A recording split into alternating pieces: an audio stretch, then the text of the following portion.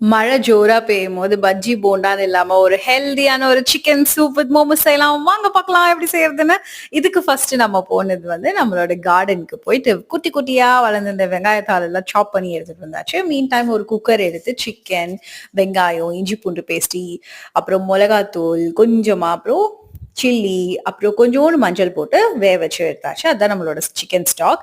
ஒரு கடாயில cabbage and mushroom வந்து நல்லா சாட்டே பண்ணி எடுத்துக்கிட்டேன். நம்மளோட வெங்காயத்தாள் ஹீரோ ஆஃப் த சூப் சாப் பண்ணி எடுத்தாச்சு. இப்ப வந்து இந்த மஷ்ரூம் சாட்டே பண்ணிருந்தோம்ல, அதுல சிக்கன் ஸ்டாக் போட்டு நல்லா கொதிக்க விடணும். கொஞ்சம் தேவையான அளவுக்கு சால்ட் போட்டுக்கோங்க.